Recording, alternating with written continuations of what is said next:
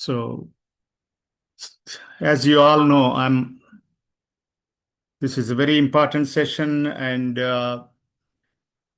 USCIS May 22nd issued a memo. It's not the new thing, but they gave some clarification.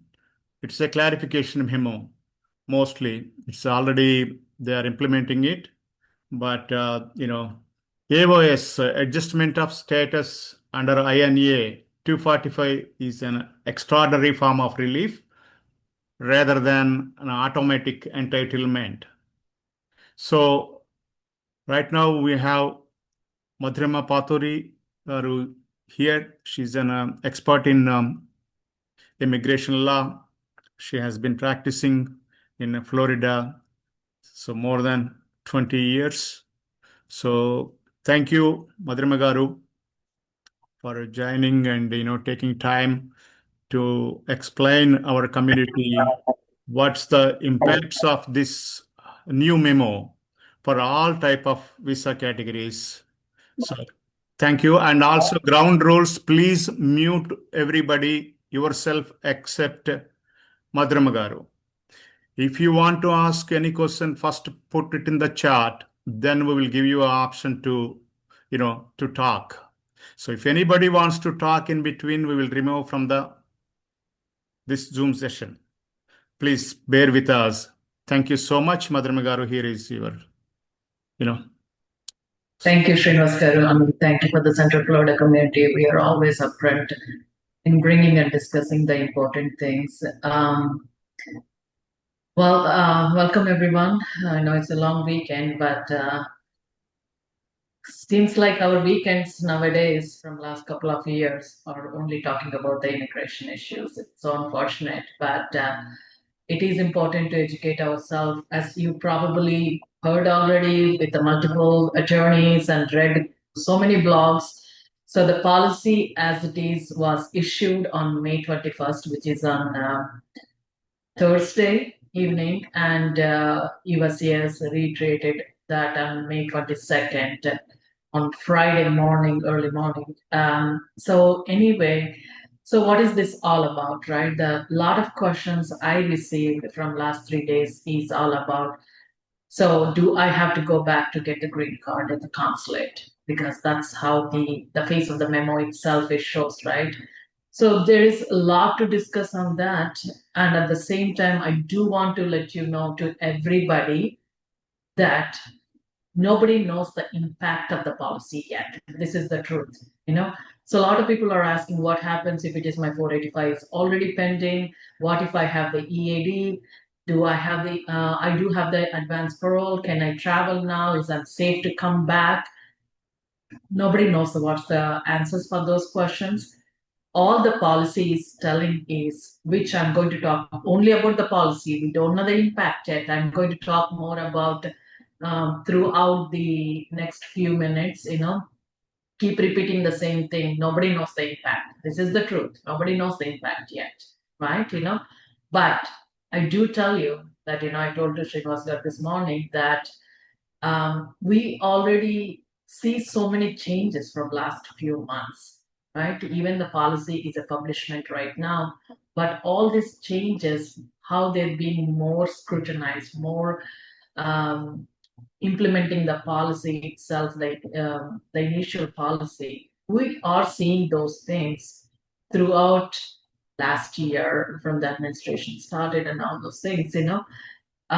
So it's the more they're coming out and telling themselves through the policy saying that we are going to be more stricter going forward. What it's catching the more attention to the public is the word it says about the consulate, right? And is that new? No. It's been there forever.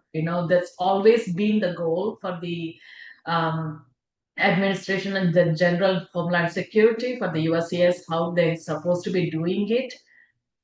But is that contradicts to the actual regulation, which is the 8 CFR and the INA section 245, which shows that if you enter legally, right, and you maintain the status, and you can able to adjust the status.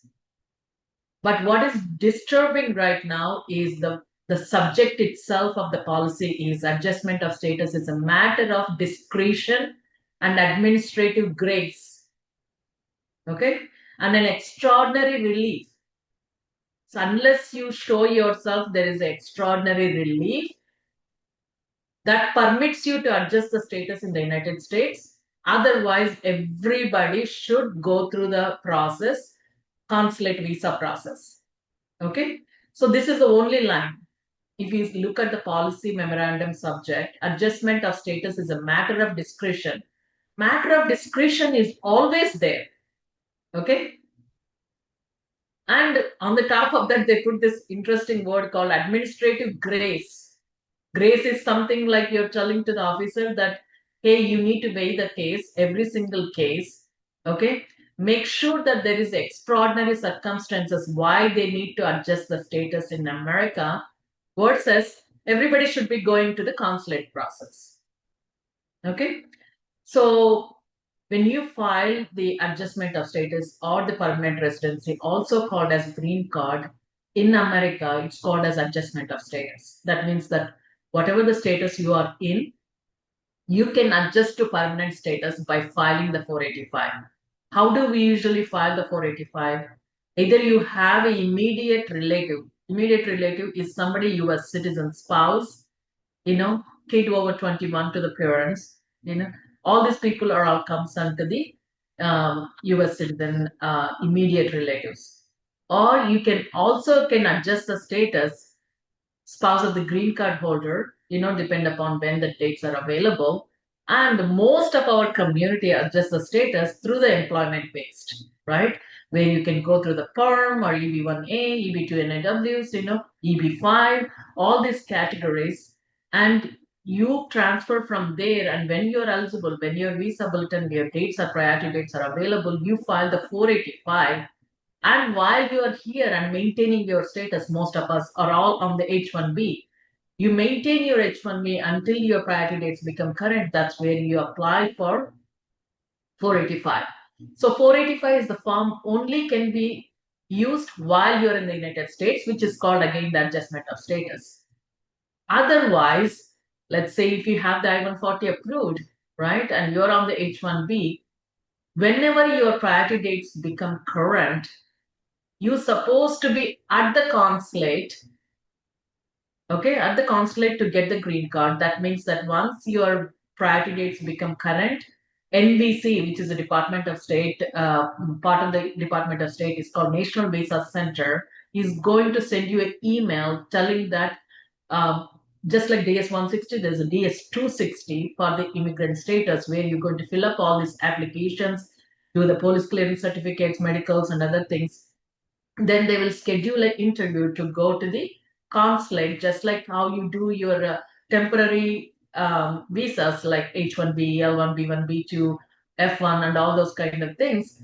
So you're going to go to the interview for the green card at the consulate. So that's a consulate visa process versus the same thing we do in America, adjustment of status while you maintain and continue to stay in the United States is called adjustment of status. That means that it's just like a change of status from one status to the other status while you are in the United States. That is a very popular and huge practice in a lot of people in our community. So does the USCIS practice in that one all these years so that people are in assumption or people are used up that we can adjust the status in the United States, which is very common, and USCIS allowed it per the regulation that as long as you enter legally and continue to maintain the status, you are allowed to adjust the status. That's what it's been happening all these years. So why change now, right? What did change is a question we need to discuss.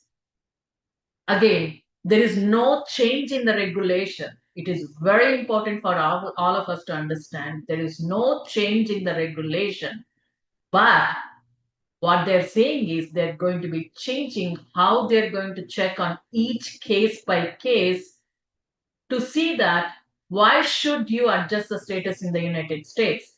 Do you have any extraordinary circumstances which can qualify for you to stay back?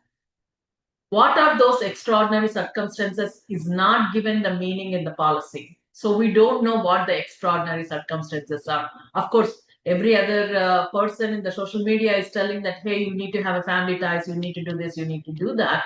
But we can talk that later, but the USCIS by themselves didn't give any meaning. What is the extraordinary circumstances? And according to them, unless you have extraordinary circumstance, you can't get the green card in the United States. That means that everybody has to go to the consulate and you have to apply through the process there, go through the consulate process, interviews and everything, and come into the country. Don't know how that's going to be placed, because if that's how it's supposed to be, and we all know currently there are huge wait time for the non-immigrant status visa interviews. Like a lot of the H-1Bs and H-4s, you can't even get until the 2027. How are we going to deal with these kind of the interviews on the top of the non-immigrant visas, immigrant visas? If you are from India, and majority of our audience are from India, if you know that the immigrant visas so far throughout the last 50 years or more is only processing at Mumbai consulate. There is only one consulate in India for the huge democratic country. Like, there's only one place where you get the immigrant visa appointments. That's in Mumbai. So, given all these wait times, given that this is how it's going to be practiced in the future, who knows that when you actually going to get a green card, and who knows that once somebody steps out, can they even go through the process and they can able to go through the whole steps before they even re-enter, and how long would take? That's a very big discussion. We don't know yet how it implies. We don't even know how it can be practiced. So all the question now is, what can we do, the people who are currently in the United States? Okay, there is majority of the categories, maybe on the H1, who have the dual intent, right? The specifically mentioned about the policy memorandum, not just because you have a dual intent, you're automatically eligible for the adjustment of status. That's not how it works.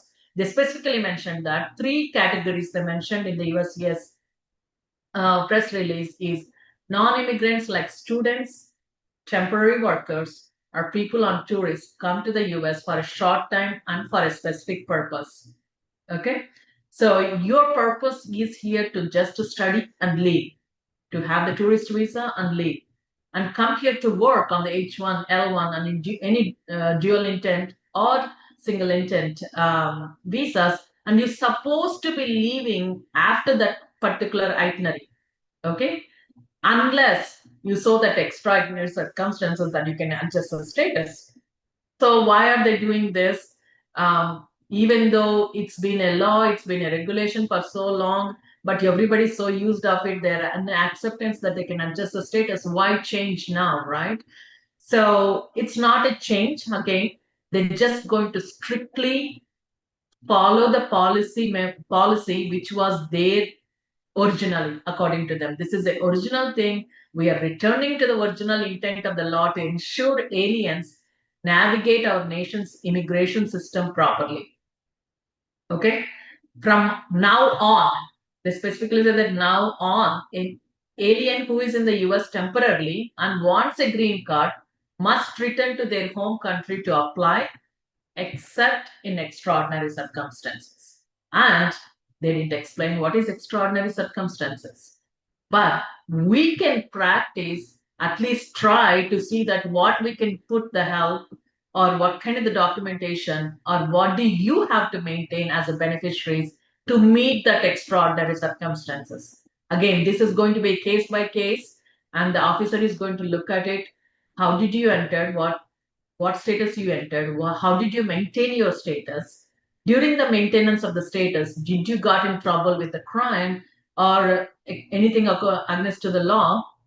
And how did you maintain the status? And what is the intent for you to become adjustment of status? Okay, so they are telling that a lot of people who denied the adjustment of status still stay back in the country, and they want to eliminate that loophole, right? So the more focus is on the extraordinary circumstances, how strong we can prepare the cases from now on, right? You need to talk to your immigration attorneys. You need to prepare your case before you even reach to the attorneys or the USCIS. You need to test yourself to see that did you ever got in trouble with your status, or did you done anything illegal which you probably may or may not know unlawfully what you have done, or you need to self check yourself to see that are you eligible to file the adjustment of status? Are you going to expose yourself the case where you're going to be spreading out to the Department of Homeland Security, opening up your own wounds to see that, hey, I have something already going on, like, like now I'm still going to fight to adjustment of status. So they're going to weigh each case. There may be some circumstances where within not your condition, it may happen something fall into your hands, right? Then they're going to look at it to see between the negative and the positive outcomes of the each person, the beneficiaries, how they maintain the status throughout in the United States before they even apply for the adjustment of status. Okay, so that means that maintaining your visa status is very important, more than ever right now, especially to the students. I'm going to tell you, like, a lot of people fall off of the out of the F1 status very easily. It's important, especially now than before. All the OPTs are getting the RFAs, okay, because they couldn't able to maintain the F1. They assuming that, oh, they're going to be on the OPT or they're doing it, but not a lot of people are filing the paperwork correct, and they're getting a lot of RFEs. That means that you're falling off of the F1. That itself is already showing that you're not maintaining good standing of the status.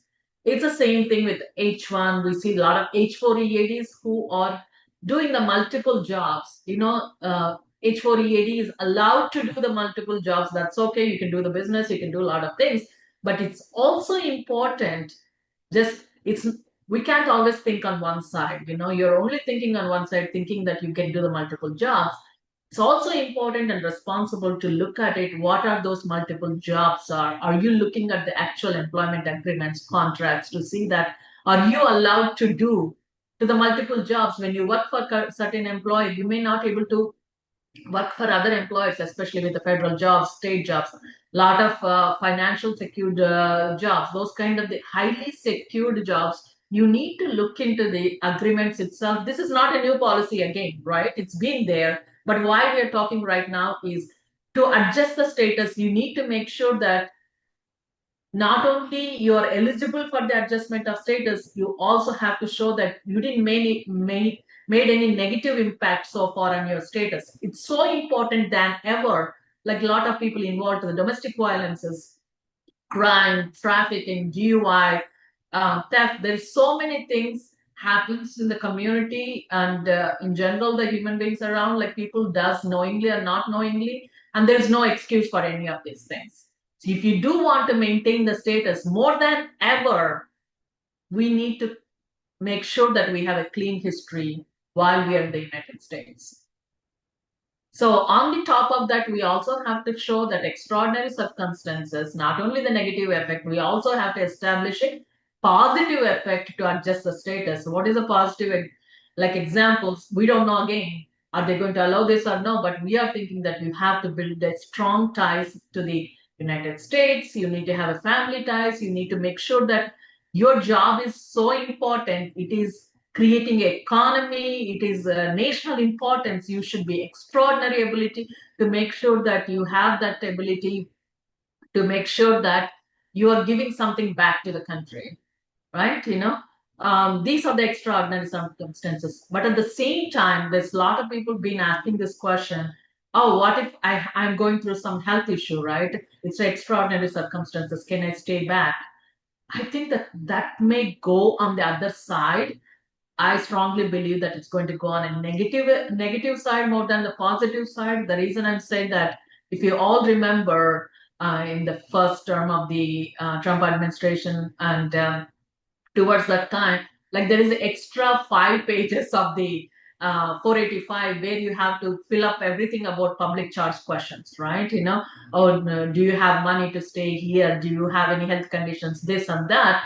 So I don't think a life-threatening a disease or anything that you're going through health reasons could save you or could qualify as extraordinary circumstances to stay back in the country, that actually can go against to you, that, oh, that's more reasons that you're going to be using our finance or funds of the government that you may have to leave the country.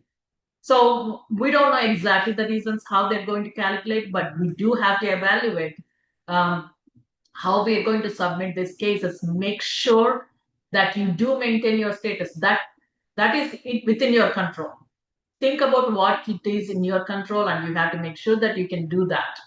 And next step is how the attorneys are going to put this together. And we're going to be probably, as we see day to day, we're going to see that what are the negative effects, what are the positive effects, how can we improve the positive effects more, so we can build a strong case that we're going to tell you to stay back in the country and continue to adjust the status.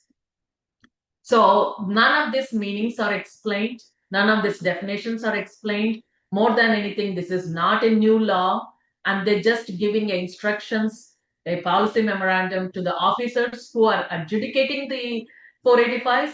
Indirectly, it is also a warning to the beneficiaries saying that, hey, we will be doing these cases with highly scrutinized. Make sure that unless you have extraordinary circumstance, we are not going to do. So one big thing a lot of people is asking from last 3 days is, what if we already filed the 485? What if it's pending? What if I already have the EAD, advance parole? Can I travel? Can I work? Can I use it? You know, if you can already, not using the 485, or I'm not using the EAD or the advance parole or anything like that, if you can able to do it, continue to maintain your non-immigrant status. Okay, either it's H1, L1, F1, B1, B2, any other non-immigrant status, you're here, try to maintain that status as until you get the 485. Okay, once you get the 485, you don't have to maintain the status, but it's been a practice, and a lot of people been encouraged for so many days, like, once you have a once you file the 485, it's okay to let go the non-immigrant status, which is underlying, and which been a practice, and the USCIS never had an issue for them over the years, right? But I think that's going to play a huge role going forward. If you can, when you file the 485, try to maintain the underlying non-immigrant status. I think that's the most important tip. We all have to do it. And regardless, we should have always done that. But more than ever, because they gave this policy, we should maintain that non-immigrant status until you get your 485 approved. So let's see what else needs to be covered. Madhurima garu, thank you. Yes. Is that means if anybody having EAD, do you think that because most of the people right now, they are using the EAD rather than working on the H1, even though their H1 is valid. So with this current memo, what do you suggest? What's the impact going to be? So this is something I personally been practiced even before also. I always told them to maintain the non-immigrant status unless they couldn't able to maintain, But the one big issue is not just with the new policy, even before also, what if something 485 denies, right? Then you don't have anything to fall back.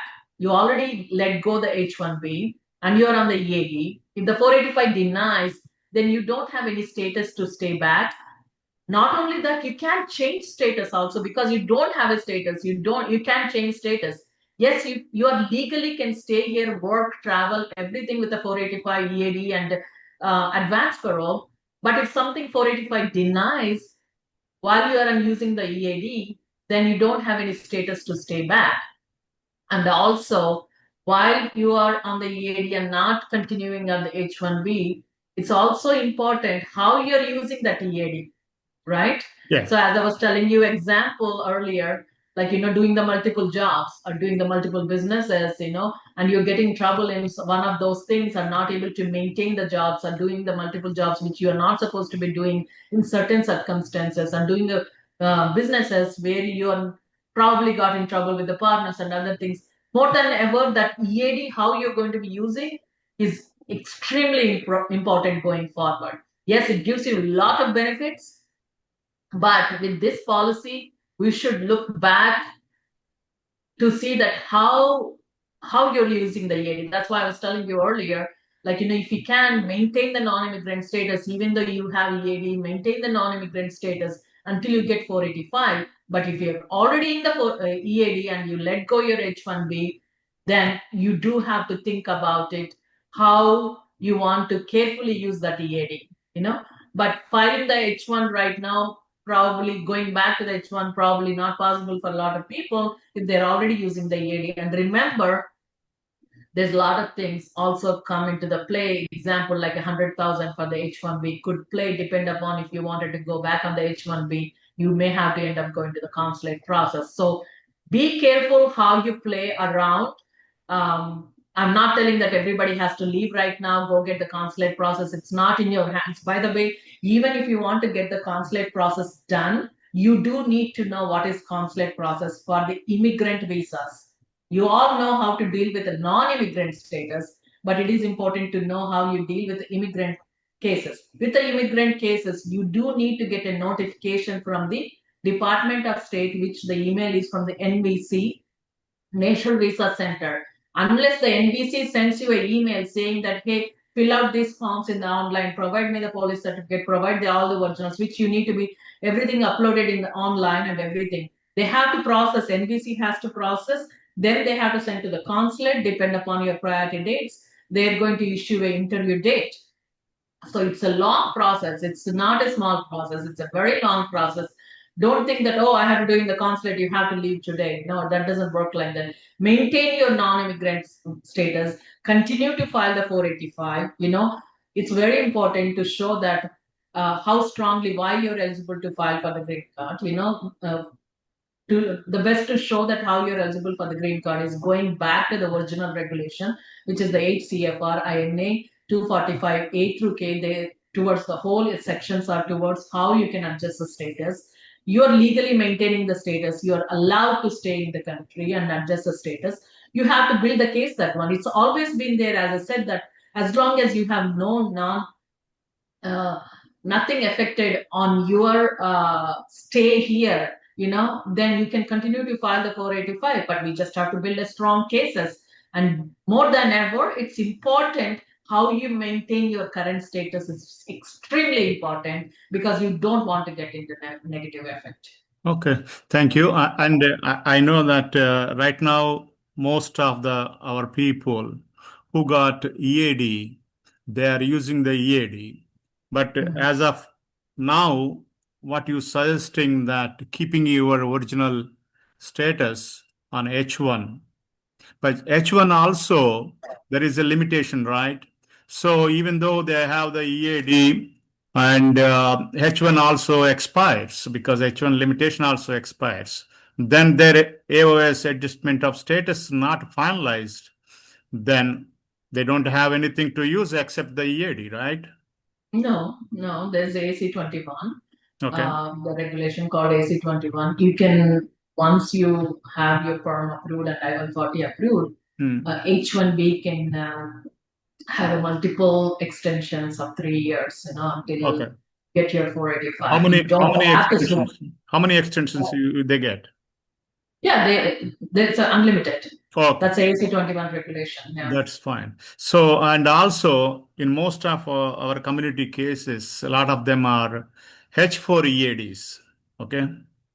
So because a lot of them right now using the EAD and H4 EADs. So how the impact is going to be? Okay, suppose spouse is using the H1 on that one to their employer, but wife is using H4 EAD. So how do you see this impact on these scenarios? I mean, the H4EA, regardless, every status has to be maintained very well. It's important. And the H4EAD doesn't affect on the H1 itself. But what does affect the EADs is once they file the 485, the principal, beneficiary, and the dependents, they all get the EADs, right? Yeah. So once they get the EADs, that is more important. Like, if there is any problem with the principal EAD and the principal 485 itself, that could affect the rest of the family, that they can't able to adjust the status because the principal beneficiary itself was not able to adjust. That could affect the rest of the family. That's why it's very important how they maintain their EAD. Just straightforward the H4 EAD. I mean that it's not an issue. Yeah, at the most the EAD can lose, but that shouldn't be affecting the principal beneficiary. But it is the other way around. If there's something happens to the principal beneficiary when it's on the H1B or on the 485 EAD, that could affect the rest of the dependents. Okay, that's good. So H4 EAD, they can use it and they can, they can do. So there is no Yes. problem in that. That's good Yeah. clarification. Thank you. And also, as of what you said, right now, no need to be panic, no need to leave the country, nothing. Just only thing is, if you are applying for a fresh after I-145 for the adjustment status, they may say that go to your consulate and consular process and apply there and come back. That's it, right? It's not that easy, the consulate process, it is not easy. They're not, they see, we have to be, right now, we don't know any of the implications, right? We need to read the memorandum as it is. We can't come up with the new ideas, and we can't give the new ideas to the USCIS. Let's read the memo as it is. The memo says that they're not saying that you need to go to the consulate, okay, as new policy. Everybody needs to adjust at the consulate is the original policy, okay? Yeah. But what they're telling is, in the middle, they adjusted so many people in the United States. Because of that, a lot of people are taking advantage and finding the loopholes. Okay? Yeah. So we need to scrutinize their own policy and want to go back to original thing, which is, unless you prove that you have extraordinary circumstances to get a green card in America, everybody should be going to the consulate. Okay, that's good. We have to focus on what are the extraordinary circumstances. How can we build the case? We can't let anybody to go to the consulate unless you don't maintain the status and you are in trouble. Of course, we don't want you to adjust the status here, because not only your adjustment of status is going to deny, and you probably going to be in the out of status or probably face the deportation proceedings. A lot of other things are exposed. Now that you know already that you are in trouble, that's why I'm telling you, more than ever, you need to self-assess yourself first before you adjust the status. So right now it's more scrutiny for students F1 visa and who are filing, tourist visa and other temporary workers, So for them, the scrutiny will be more, right? Yes. For all the status, its scrutiny is going to be more, but specifically for that single intent visas, because they don't have any right to stay back unless you status, you change from the F1 to the H1, then you can continue to work. There's other ways that you can change the status. Changing status doesn't affect. Okay, F1 to H1, B1, B2 to F1, H1, all these things, nothing changed. Change of status is not affected. What is affected or scrutinized is adjusting the status to the green card in America. Yep. So focus now only two things: not to get in trouble negatively, not to lose the status, not to do the things. On the positive side, try to build your good moral character. Try to build that how you can be extraordinary in this country, how your job is so important that you are producing the economy and you're bringing the talent, and you being in America is so important. You need to provide that than ever. I think that we are going to be encouraging taking a lot of self-affidavits from people and maybe previous history of how you made a huge difference. That brings the more positive effect onto the case. So going forward, even for the attorneys, the way we are going to be putting these packages together is going to be extremely, extremely important how strong we're going to be. Yes, attorneys only can put what you are giving, right? Yeah.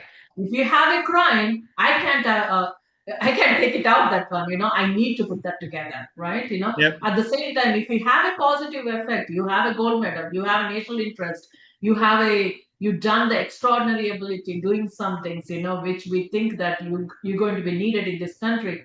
Bring it on to those things. We're going to highlight those things, making sure that you are eligible to continue to stay in this country and can adjust the status. Okay, so that's good. And let's take these, read over all those, and I think we can go to the chat questions, please. Okay.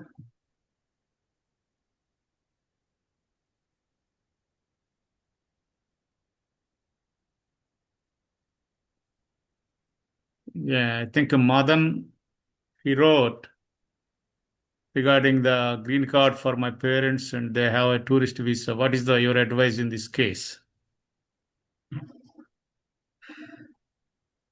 Yeah, again, the family ties probably would help here. Yeah.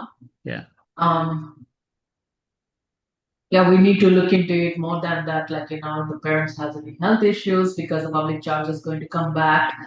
And yeah, just being a US citizen kids itself is eligible to become a green card holders according to the regulation. If they don't have any negative effects, I will still continue to do it. I don't see any issue at all on that. You know.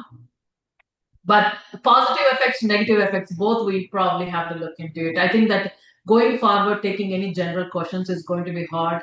Just like USCIS attorneys also has to evaluate each case to see they may not have any negative effect, right? Parents, they may not have any crimes, anything like that, but they may have some health issues, or they just being with the family, is that enough to file the 485? Then I will argue according to the regulation, yes, it is. They don't have any negative effects. At the same time, according to the regulation, they're eligible to do it. But how fast we are doing it, what is the intent to change the adjustment of status is also important. Are they going to be filed right next day? Are we going to do it when? And why is it important for you? Are you the only child who is going to be living in this country? They don't have anybody back in the country. You are the one who's the sole take care of them. Maybe I can put that strong case in there. I can build something just more stronger. Okay, thank you. And if a US citizen marry H-1B holder, will that scenario be considered for extraordinary circumstance? What? If US citizen marry a H-1B Oh, holder, will that scenario be considered for extraordinary circumstances for the same? just marrying and all those things doesn't considered as extraordinary circumstances. Anybody can marry to anybody. Okay. So that is the reason why they're telling that itself is not enough. But why you need to adjust? They're not saying that you don't marry a US citizen. You can marry whoever you want, but just mere marrying itself is not enough. Okay. Mm-hmm. So you need to show your relationship, how strong it is, and all those things, which has been already in practice. Mm-hmm. How long you've been living together, and what is that you have other than that, like, do you have a kids, do you file the taxes together, all these things, which is very important, which been in practice. And you need to be not just don't bring the marriage certificate and say that I want to file the green card. We need to have a more stronger proof about your relationship before we even file for that. Okay, thank you. So I have valid EAD and AP approved until January 2029. However, my H-1B has been expired 2 years ago and my firm denied to renew it.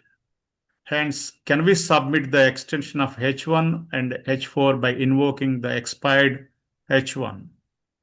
Yeah, this is a particular case I was telling that they can switch back to the H-1B right now. If they can, but they can't do in America because they are not currently in status to change the status or extend the status, right? They're not currently on the H1 to move from H1 to H1. This is not an extension because you had a gap. So you can file the H-1B. There's no question on that because you have the 140, AC-21. You can get the H-1 back, but you need to step out of the country. But remember, if you step out of the country and get the consulate, the H-1B, that means that 100,000 is going to apply to you. Wow. Okay. Thank you. If we are processing the 485 at the consulate, can we still come back to US with our valid non-immigrant status, or we need to wait in our country until the 485 processing is completed? Very good question. We're processing the 485, the consulate, can we still come back to US with our valid non-immigrant status? Again, that's a discretionary, if they see that there is a dual intent, which always had a problem, right? Even before also, they look at it, what is the intent of you coming back? Like in the H-1B situation and the L-1 situation, because it has a dual intent, even if you have the 485 going at the consulate process, according to the regulation, you can still come back if it is within those two status. And if anything other than those two statuses, I think that the CBP will look into it more seriously. Okay, thank you. What about a person who recently came to US and I-140 is yet to be filed?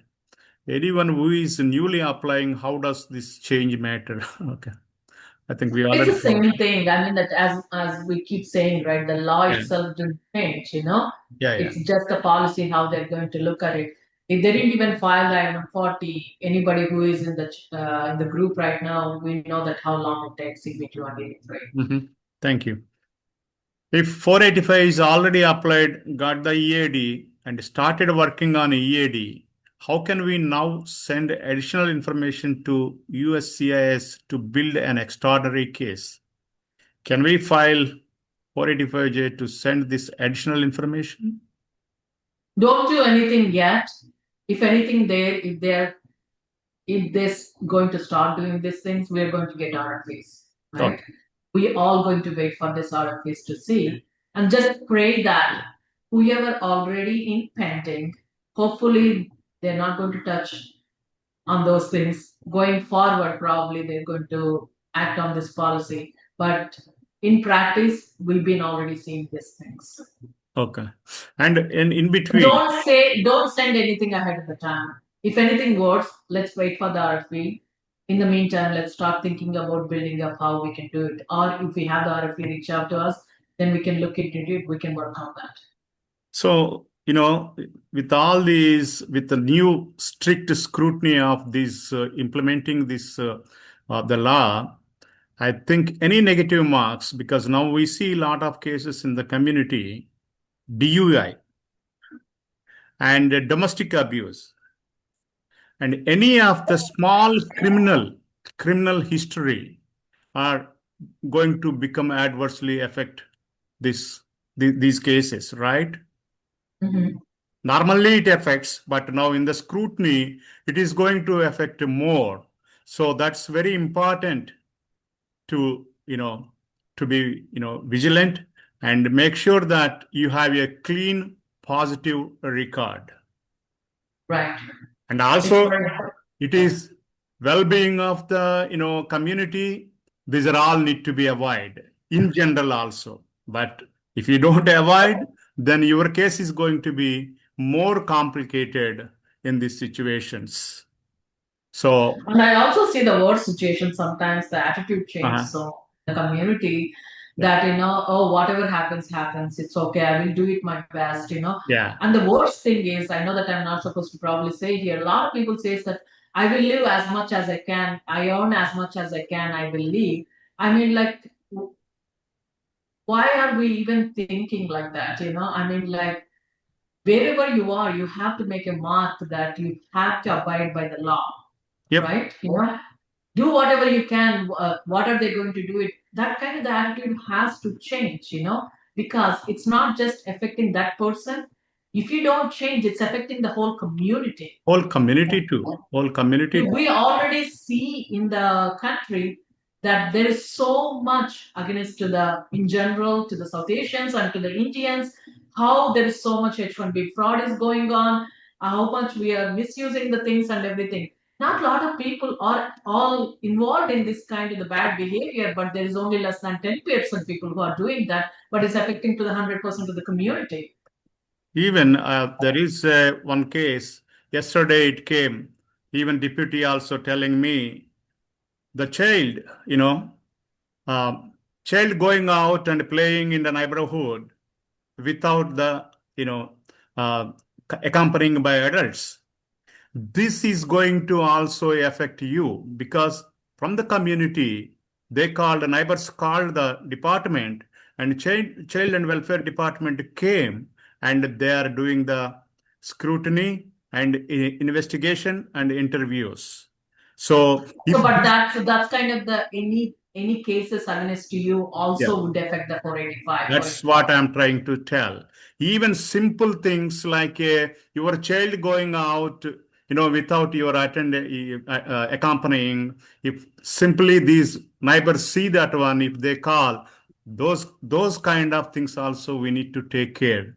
So we should not leave our kids without, accompanying them. That's one good thing we need to remember, everybody.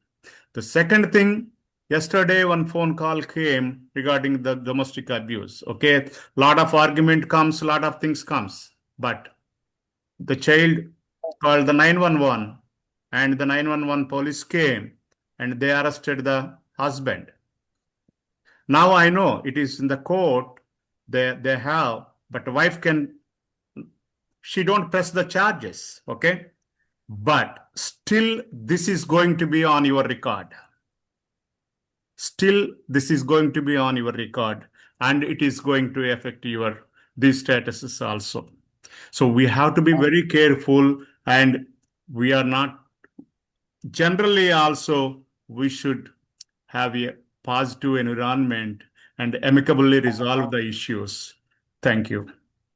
So going Yes. to this one, if someone were to justify eligibility to file AOS here in the USA, are their dependents automatically eligible? Where is the question? Here, the Veer, if someone were to justify eligibility to file AOS here in USA, are their dependents automatically eligible? Yeah, if they are Yeah, going yeah. to They're do under that, 21, the yeah, kids and the dependents. Yeah, that's been always. automatically, yeah. Yeah, that's I'm always on been. EAD with the AP. Does this adjustment of status impact my status? EAD, AP, yeah.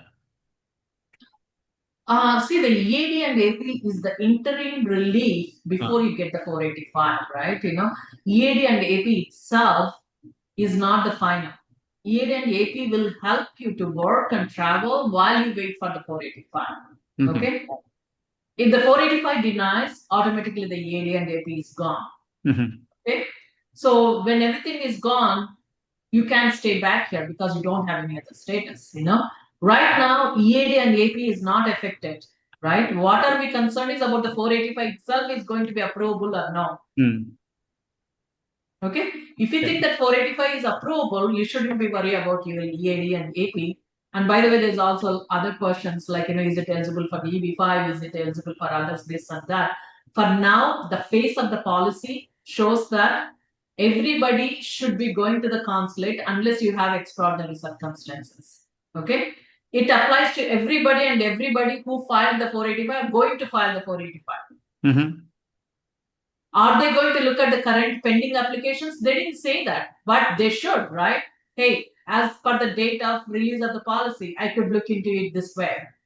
But we did see last year a few of the applications which were denied the 485 because they were not maintaining the non-immigrant status when you applied the 485. By the Mm-hmm. time you filed the 485, okay, Mm-hmm. that is extending now. Not only when you file the 485, but until you get the 485 approved, you have to maintain the non-immigrant status. Mm-hmm. Okay. Thank you. So maintaining the status is important, and how we can build the extraordinary circumstances. These two things, I want everybody start thinking about it. Even if you already applied the 485 or going to file the 485. Okay? So, Nobody is telling automatically you have to go to the consulate. None of it says. But if you do want to file here, you do need to maintain the status and you have to build the extraordinary circumstances. okay. If AOS was filed and accepted for someone who came on B1 and got married and filed for AOS, are they in status after 6 months while waiting for AOS? Yeah, once you file the 485, you are eligible to stay here. It is not called status, but you are eligible to stay here because you are not unlawful or unauthorized, because you did admit it lawfully and you filed the 485, which is the adjustment of status according to the 245. You can stay here legally. It doesn't give you any status, but you stay legally even after 6 months. Yes. Okay. Thank you. We have already filed 485 and received the EAD and AP. We are planning to travel in India June 3rd week using AP.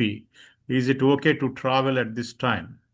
Nobody can answer that question. You are taking your own risk. Yeah. Because again, I'm only talking about the policy. I don't want to go beyond the policy. The policy only talks about the 485. The policy don't talk about the EAD and AP. Again, you are eligible for the EAD AP because of the 485. So you do have to think about it, how strong case you have the 485. It's not an alarming thing. At the same time, if it is not an emergency, we've been telling this, I think, 1.5 years. We've been telling to everybody, even in our sessions here too, unless it's an emergency, we don't want anybody traveling, regardless of what your status are. Thank you. We are in I-94 extension. Do we need to go to get the visa stamping? I-94 extension? Yeah. Nobody needs to go get the stamping unless your extension is especially like the H-1B, right? Yeah. If they're here, Yeah.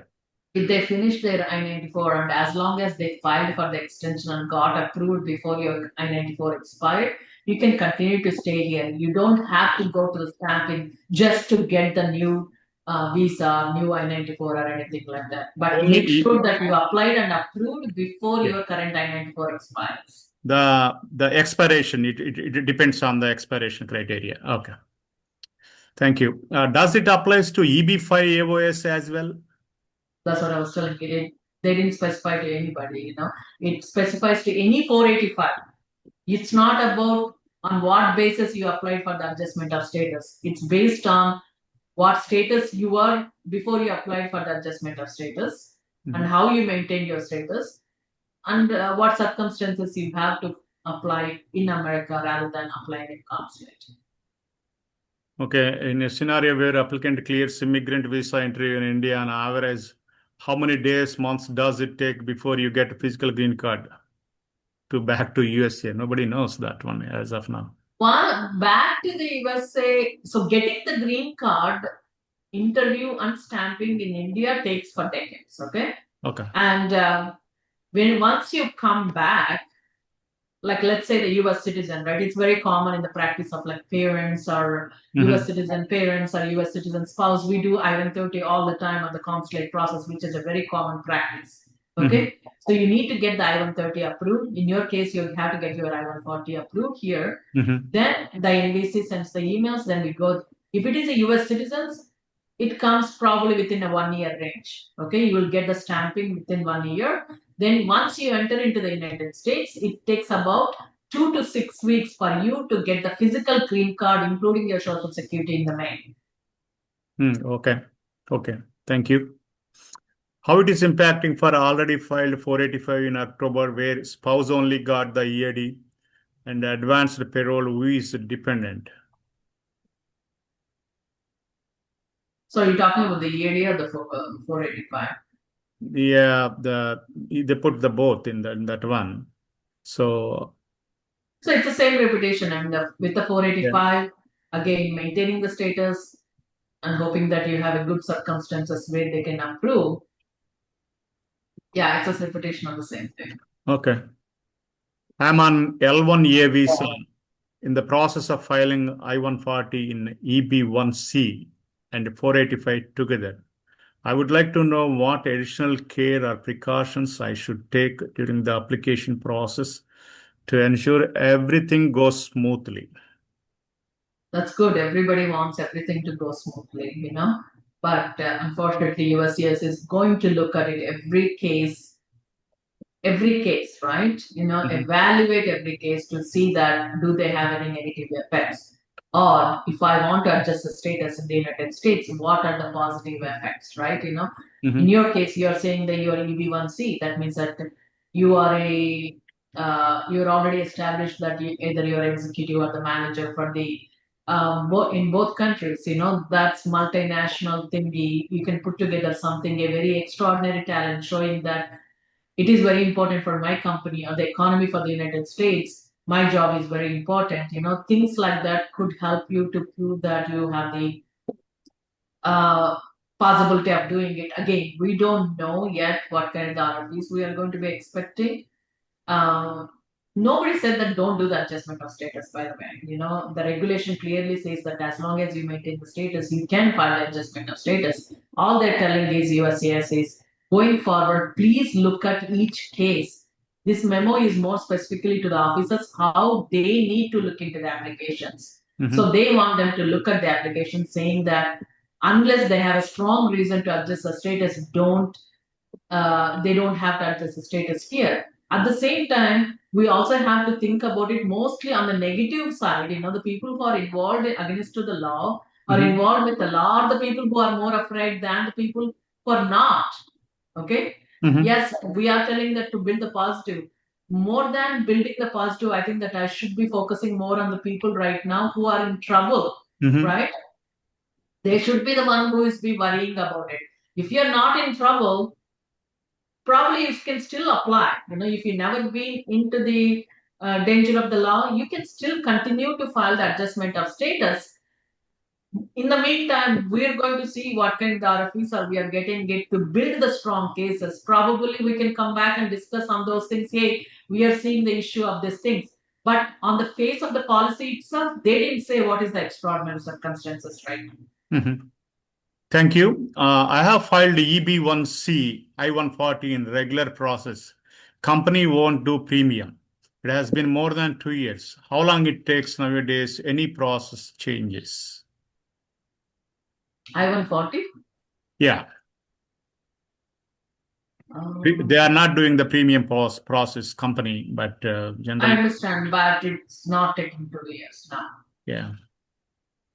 If your date is current in final action date and you go for interview is the question, can you also share insights on what we have so far regarding impact on the new memo? AOS states we answered all this. The same thing again. I mean that they shouldn't be having any issues if you don't have been in any time in the trouble. Okay? But if they do ask the question why you need to adjust the status, why instead of going to the consulate, you need to make sure that stronger points. Some of the stronger points is how strong is your job? Yeah. How are you making impact in the economy, right? Yep. And The family ties, yeah. those kind of things we can establish that, but make sure at this point no negative effect, most important.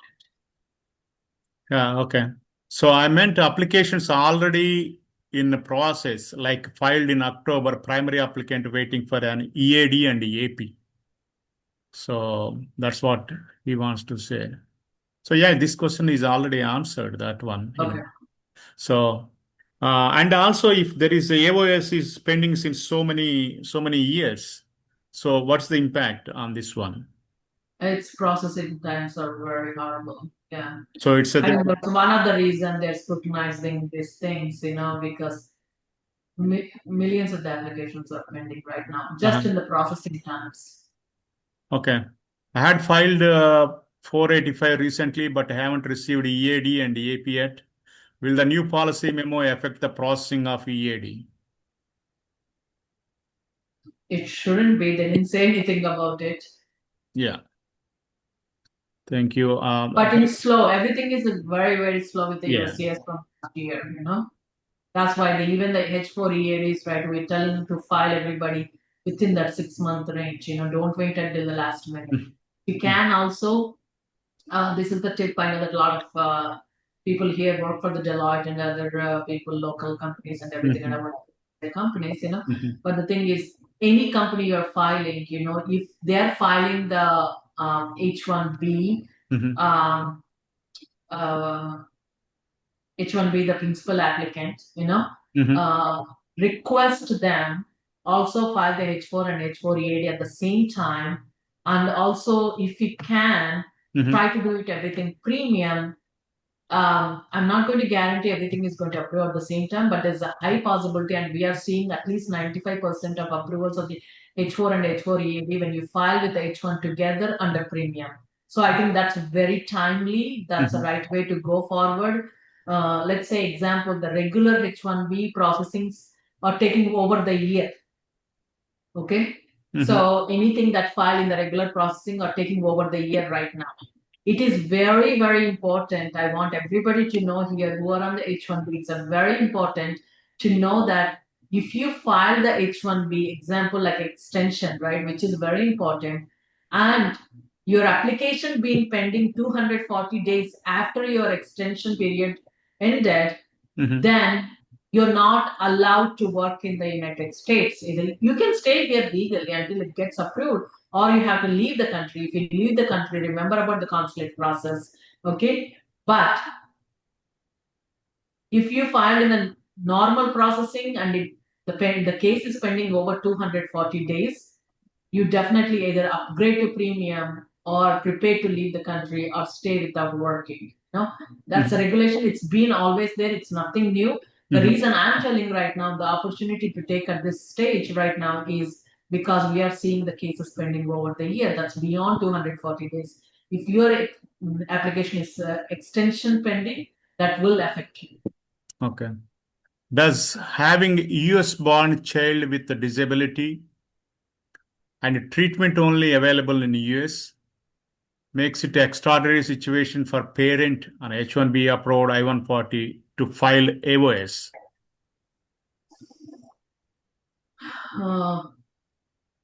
Could be arguable, that definitely, yeah. Okay. So because the hardship is for the US citizen. So, okay, yeah, that's true. That as extraordinary, very carefully filing that I think it may show. Yeah, I think that it's not about telling myself. Yeah. I think whoever you choose, I think more than ever, working with the experienced attorneys more needed now than ever. Making a good case, yeah. Okay. I know the AI is there, everything is there, definitely, but you need just like a doctor, you need a right person to fight for you. Understand. So how long it is currently taking for an H4 EAD file together as a bundle with H1B petition under regular processing, especially when biometrics are required? Almost they're requesting everybody the biometrics now. Okay. That's again their vetting process, right, which they started last year. It's taking almost, that after the H1B approved, it's taking almost the same time as the H4 and H4 EAD. We're seeing within 2 weeks after the H1B approved, getting those things done. If it's in the normal process, but remember, normal processing taking over a year. Okay. So will the USCIS require the applicant to return to their home country to file Form 485 or only for the green card interview? No, it's not the green card interview. It's to file. Yeah. So the 485 form is only needed when you are in the United States. Yes. Once you do the consulate process, that's not considered as 485. That is considered as the NVC process, which done by the Department of State. There's a different forms for that, including DS-260, IL-64, and other things, which can be done through the Department of State. When you are in the United States, you file everything with the USCIS. Department of Homeland Okay. That is the difference. That's a good point, actually. Right. When you're in the United States, everything, all the forms go through the USCIS, all the petitions go through the USCIS. That was dealt with the Department of Labor. Okay. Yeah. Once you decided to go to the consulate, everything is transferred from the USCIS to the Department of State, which was done with the NVC, National Visa Center. Okay. That's an entirely different forms. Those are all called the DS forms, just like your DS-160 versus I-485, which is in America. You don't do the I-485 when you're going out for the consulate. And again, I'm telling, USCIS didn't tell, or I'm not telling, nobody is telling for you, Yeah. going forward, everything is consulate. That's not what it is about the policy. Yep. The policy is about you can still file, the regulation itself didn't change, but you need to show the stronger reasons. Yeah. What is the guarantee just because you go to the consulate, you get your green card? That's not a guarantee, right? Yep. You still need to prove you're eligible even when you go to the consulate anyway. Yep. So thank you. That's very important. The difference you showed. 485 is in US, and when you go outside, when consular processing, that farm name itself is entirely different. Yeah. Correct. The These are two company. different departments. Yeah. Department of Homeland Departments Security also different. versus Department of State. My company filed my H1 extension last week in premium. Not sure if the H4 is filed together. Can we convert H4 to premium now? They did not file. There is no H4 premium. That's good. Only you can do the only H1 premium. Yeah, primary one. Yeah. Okay. Thank you. What the right time to reach out to USCIS and inquire status in October filed application? The site is showing April 2027. Yeah, you can do You can online. call There's a anytime. Yeah. submission, case inquiry. I have standalone If H4. it is April 2027, you have 1 year from now, so you Yeah. can't do anything. They're just going to say that sit back, Yep. I have standalone H4 EAD first time application been pending since October 24, 2024. Is it normal?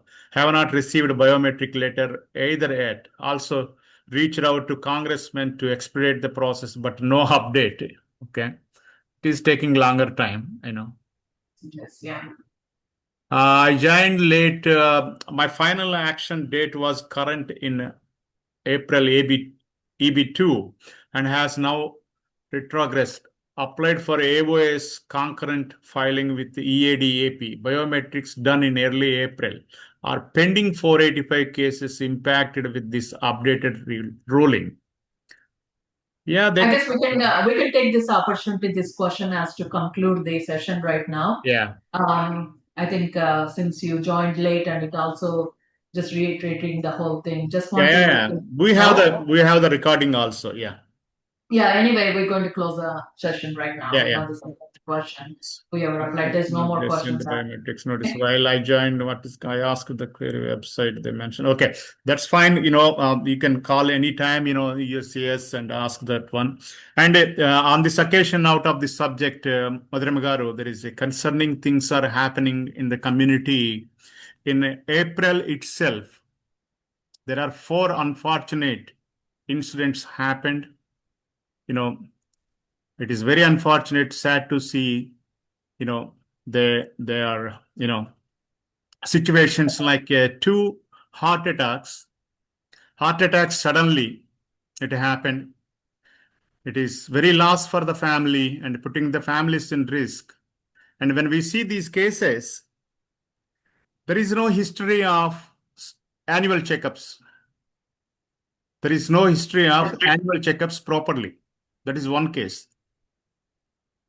Second one is like they don't have the proper insurances also. So first of all, to be, more healthy, we need to visit annual checkups with our primary care doctors. If you see anything alarming, you need to do the specialization doctor. That is very important. If we don't do that one, these are sudden things happens. This is very important. This is very important for the welfare of yourself and for families. You need to be healthy and take care of the family. And also, you need to take care preparedness. One is you need to put your will. Otherwise, these families suffering, not known what are the things, where are the things. And second thing, you need to take life insurance. Life insurance employers gives, but that's not big amount. You need to take out of that, outside of your employment also, this life insurance you need to take. These are very important things, our community needs to. And also, When the parents are visiting, we are encouraging to take insurance. But the thing is, a lot of them are arguing that one, even though we take insurance, they are not covering here. That is not true. What you are taking is a very less premium covered. If you take a good premium covered one, everywhere it covers, and there are the cases also. What we encourage is, please take good insurance for the travel insurance with the good premium. Okay, thank you, and it is for the welfare of the community and well-being of the community. And thank you, Madhurima Garu, for all your work for our community, and your time and your explanation. It helps the community to go through this difficult time of this memo. And if you have any questions, please, here I put already, the Madhurima Garu address also. I'm going to repaste that one again, Madhurima Garu address and email ID and website. Please contact. And this recording is available through CFIC YouTube channel. You guys can go and revisit that YouTube channel and get your answers. If you have more questions, please write to cfic2023@gmail.com or madhu@mpaturi.com. Phone number is 407-735-809. Thank you so much for all of you, and have a wonderful long weekend and happy Memorial Day.